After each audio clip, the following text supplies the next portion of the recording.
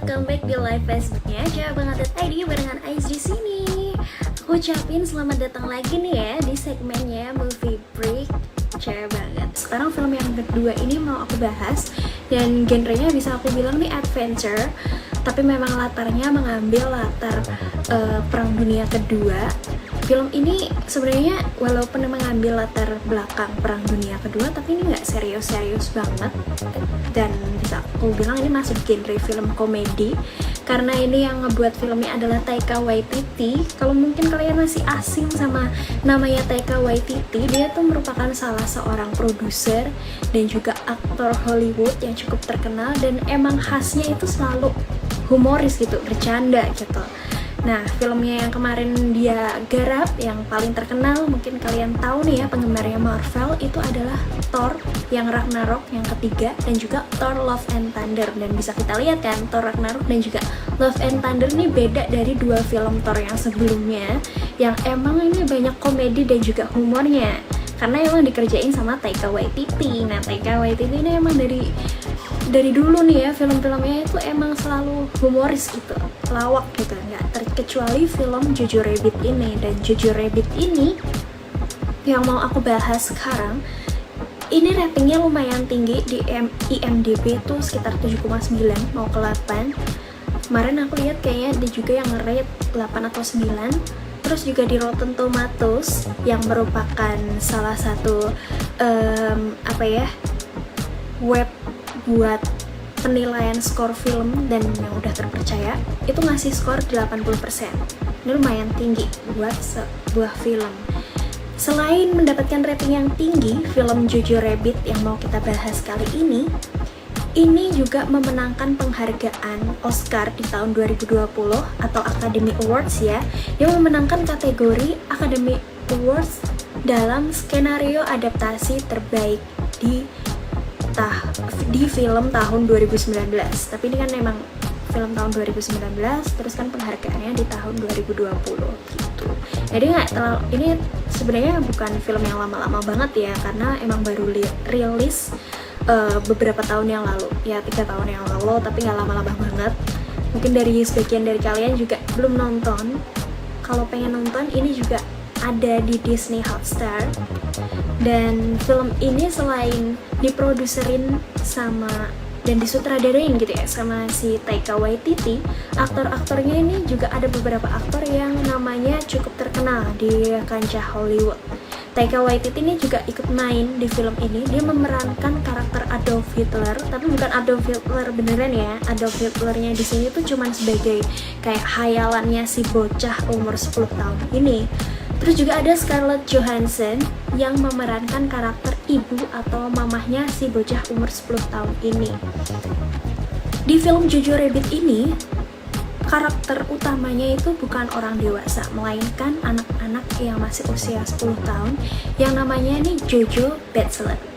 That's why kenapa dia judul filmnya Jojo Rabbit, yaitu Jojo ya itu dari nama dia sendiri, yang diperanin sama Roman Griffin Davis. Nama aktornya ya itu Roman Griffin Davis.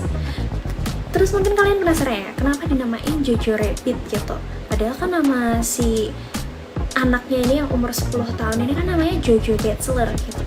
Jadi nama Rabbit sendiri itu didapat karena si Jojo ini kan dia tinggal di Jerman ya, karena ini memang latar tempatnya itu menceritakan kehidupan di Jerman, kehidupan para Nazi di bawahnya Adolf Hitler ketika masa Perang Dunia Kedua. Nah, waktu itu di dalam film ini diceritain tuh anak-anak Jerman pada waktu itu tuh dari kecil udah dikasih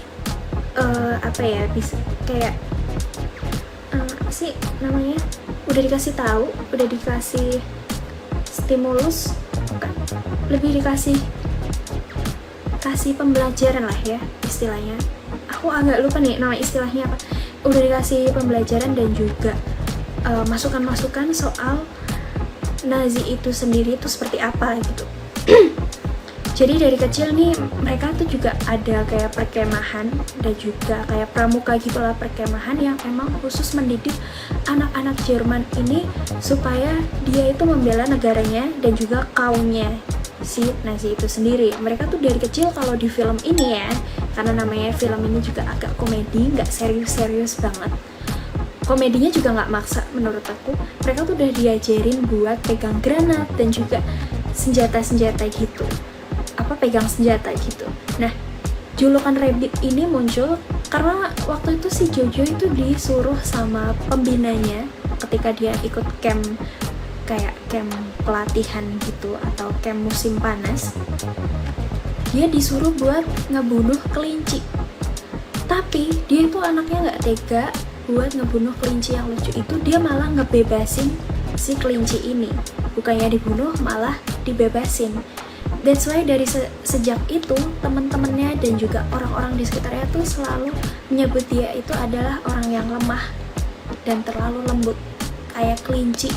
Dan karena dia juga ngebebasin kelinci waktu itu, maka mereka tuh nyebut dia itu adalah Jojo Rabbit gitu. That's why kenapa judul filmnya Jojo Rabbit ya, karena si Jojo ini punya julukan Rabbit dari teman-temannya gitu. Orangnya nggak tegaan dan lain sebagainya.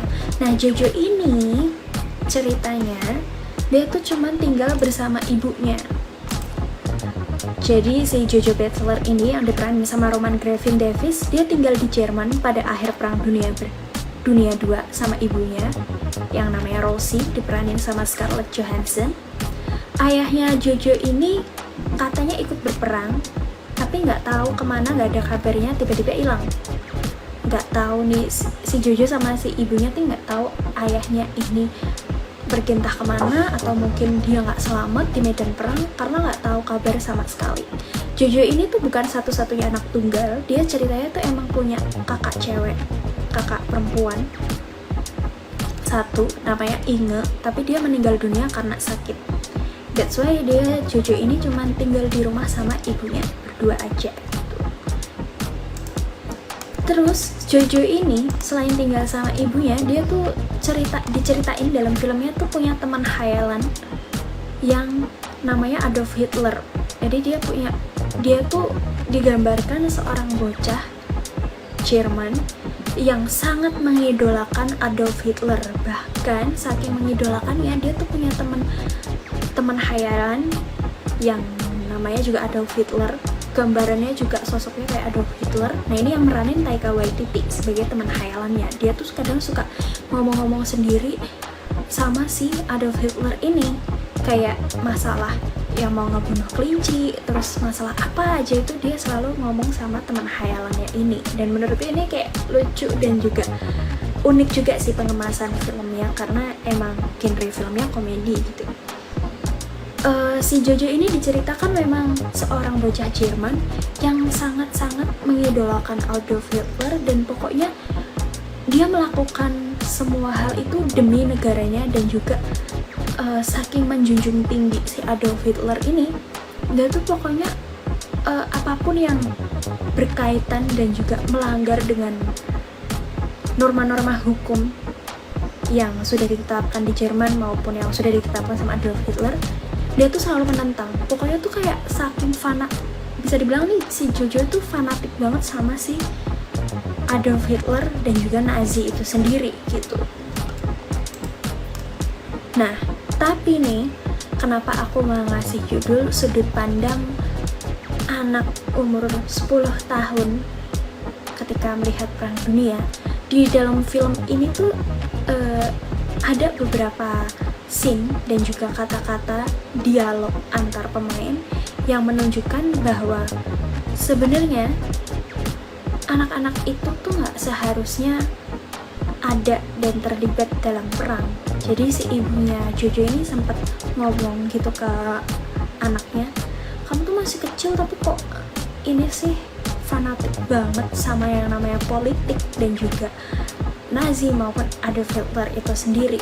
Kamu tuh cuma anak-anak yang harusnya tuh di umur kamu tuh masih have fun buat main, have fun sama teman-teman, gak terlalu memikirkan hal yang berat-berat gitu. Itu yang dikatain sama ibunya si Jojo sama si Jojo. Terus ada juga scene ketika ada seorang anak, oh ya aku lupa cerita, jadi ceritanya ini ketika di zamannya Nazi atau Perang Dunia II dulu itu kan si Nazi ini menganggap kalau kaumnya dia itu yang paling tinggi ya, yang paling sempurna dalam segala hal maupun bentuk fisik dan lain sebagainya, dan mereka itu memerangi yang namanya Yahudi. Jadi ketika si Adolf Hitler ini memimpin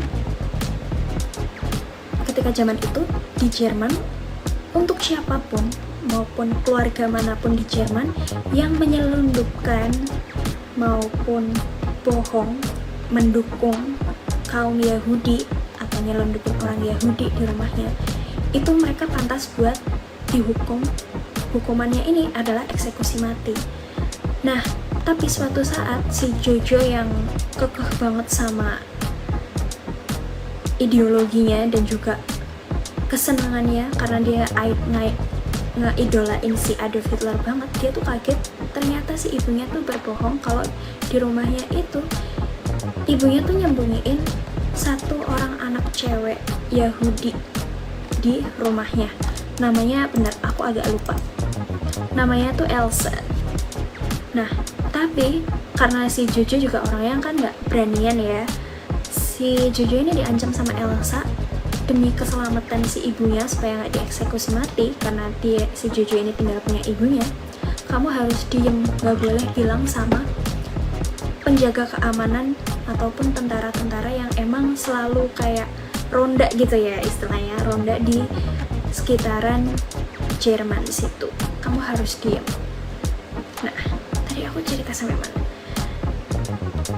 Di dalam keadaan yang seperti itu nih, dan sebenarnya si Jojo tuh dalam hati kayak ini ibuku sendiri, tapi aku juga nggak boleh nih nyembunyiin orang Yahudi di dalam rumahnya. Itu kayak bergejolak dalam hati. Tapi lambat laun di dalam film ini diceritakan kalau akhirnya si Jojo ini malah jadi akrab sama si Elsa yang anak Yahudi ini, dan mereka tuh sering bertukar cerita gitu loh. Si Jojo ini selalu, ya namanya anak kecil gitu ya, Jojo ini penasaran emang orang Yahudi ini tuh seperti apa sih gambarannya, karena selama ini yang dia dapat cerita dari orang-orang itu, orang Yahudi tuh gini.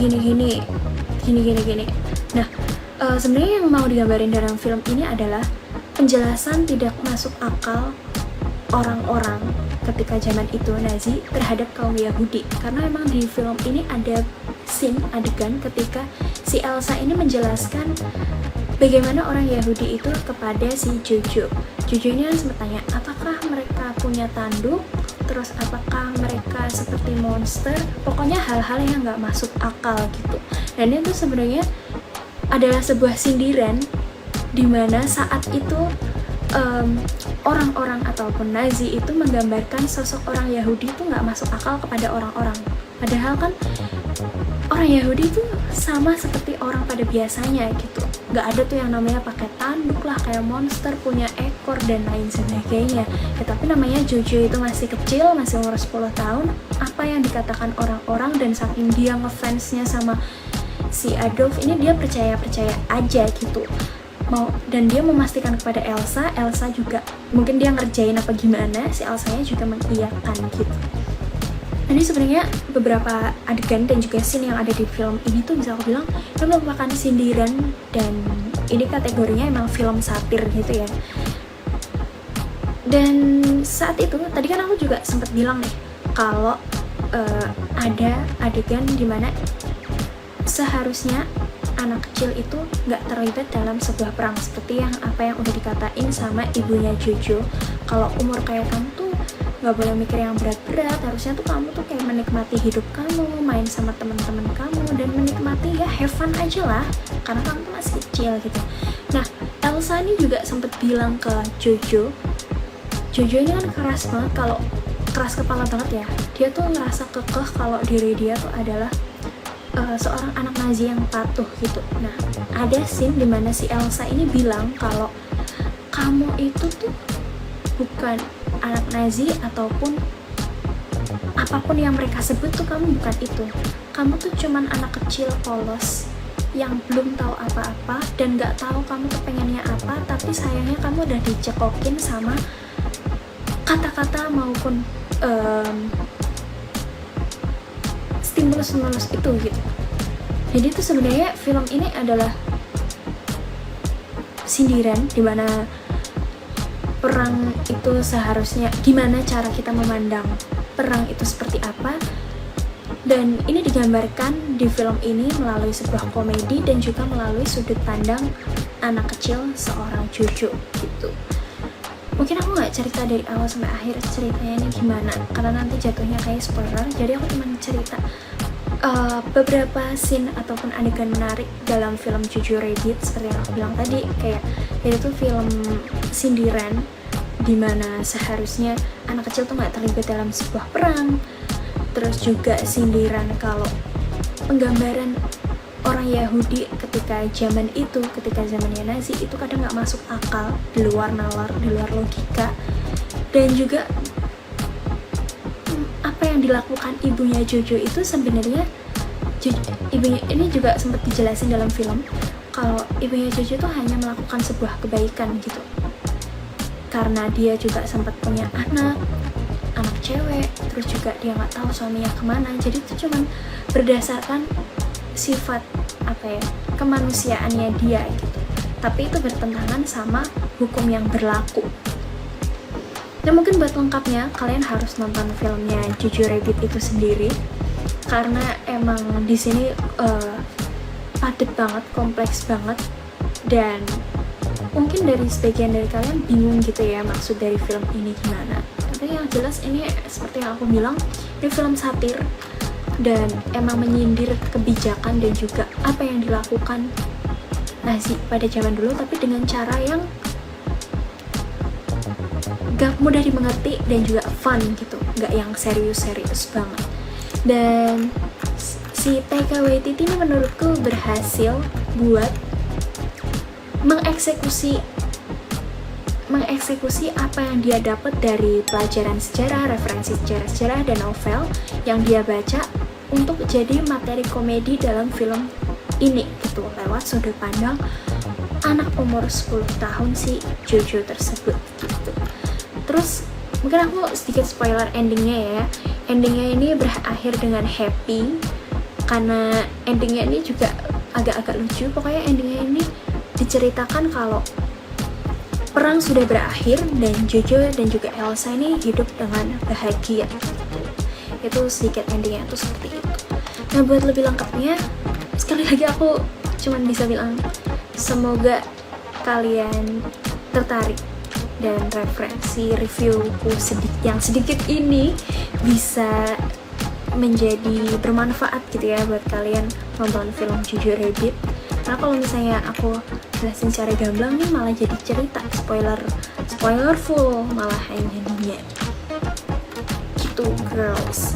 Nah, mungkin itu aja yang mau aku sampaikan di review kali ini. Memang singkat banget dan sedikit banget.